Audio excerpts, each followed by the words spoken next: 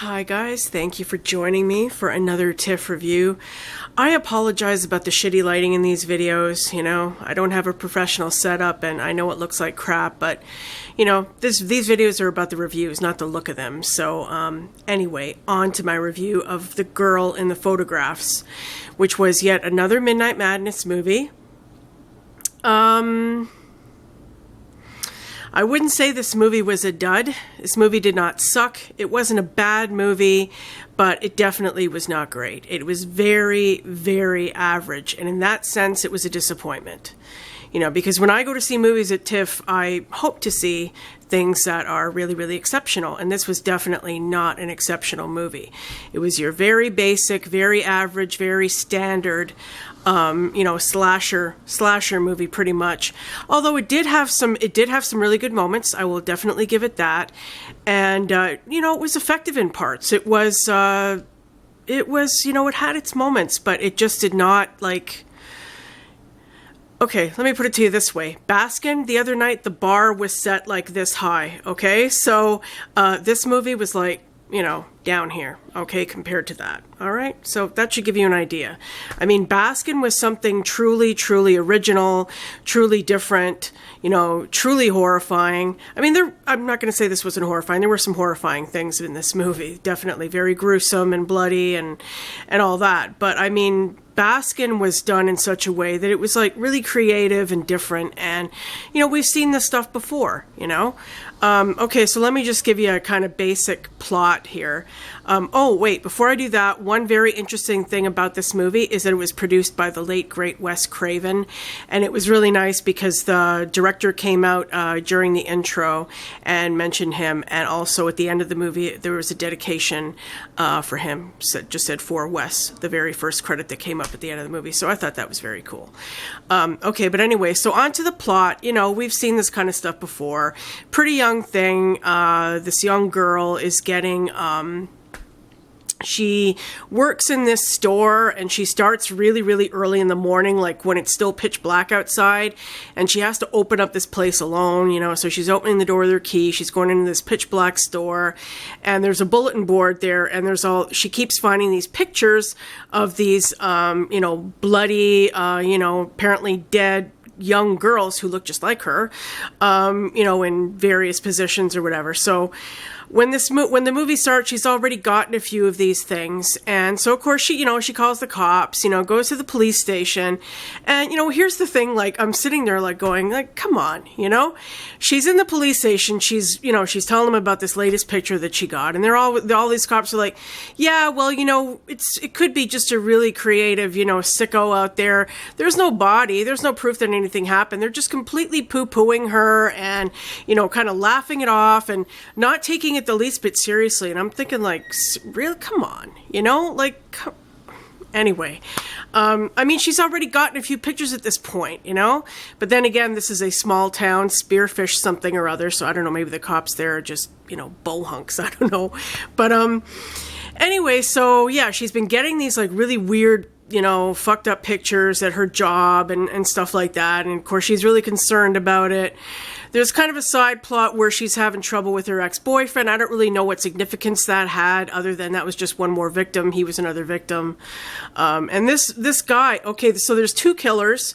They both wear these really creepy masks, and they're the ones they're going out, they're kidnapping these girls and stuff like that and bringing them back to their house and putting them in cages and shit. I don't want to tell you too much because this movie probably will come out if you want to see it, so I don't want to give too much away in case you do see it. But okay, so there's two guys and they're wearing masks and really creepy looking. And so they're basically stalking her, and one in particular has a real fixation on her and a real obsession with her and keeps following her around and shit. And so, you get your basic, following around kind of stuff going on. And then, okay, so another main character that comes in is this photographer who is the most fucking annoying character. I couldn't stand this guy.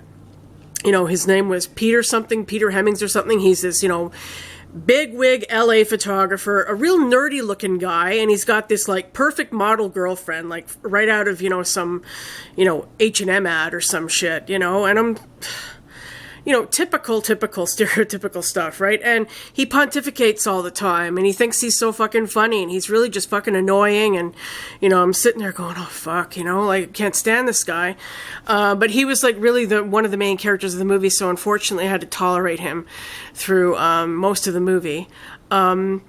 But there was another really nice guy, like his assistant was this really cute young guy, and he's really sweet, and, they go to this town because this photographer grew up there, and he hears about these, like, pictures or whatever, and he wants to kind of investigate or do some kind of photo shoot there. So they go out there, and they end up at this grocery store where this girl works, and that's where they meet, and so they kind of develop this, cute little flirtation, him and her, this young guy. And then they end up going to this. Well, yeah, I shouldn't give too much away, should I? Okay, I won't. I'll stop there. I'll say that there were some good moments in this movie. There were some good scary moments. I mean, if you're gonna go spend your money on a movie this Halloween, if this comes out at Halloween or something, I wouldn't say it's a waste of your money.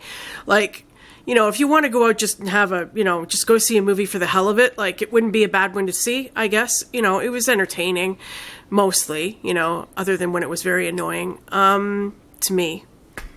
But, it's like nothing, we're not seeing anything groundbreaking here. Nothing different. The guy who played the main psycho, was really good. He was really, really twisted. He played that part well. I will say that I don't know the name of the actor, but I enjoyed watching him just being a real, fucking out there kind of guy. Yeah, other than that, there were some, like I said, there were some good moments, some good scary moments. Soundtrack was pretty, taut.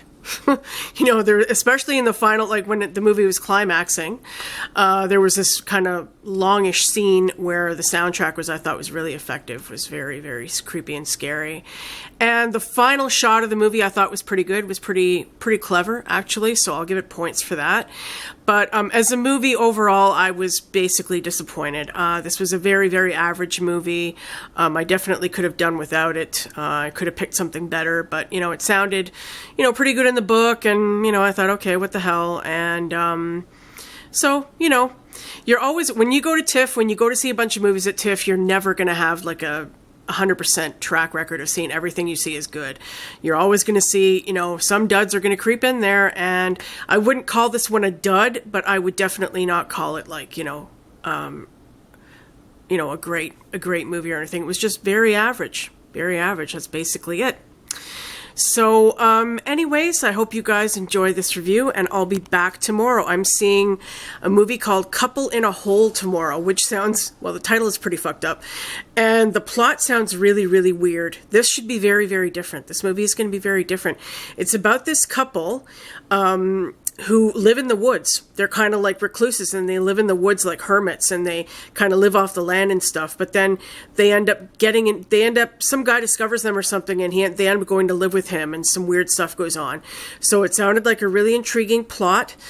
So I will be seeing that tomorrow. I'm seeing it at 1:45. So yeah, a little bit earlier, which is good. I like seeing movies when they're earlier in the day rather than later in the day. So that's the only one I'm seeing tomorrow, and I'll be back with that review. Thanks for watching this one, and I'll see you later. Bye for now.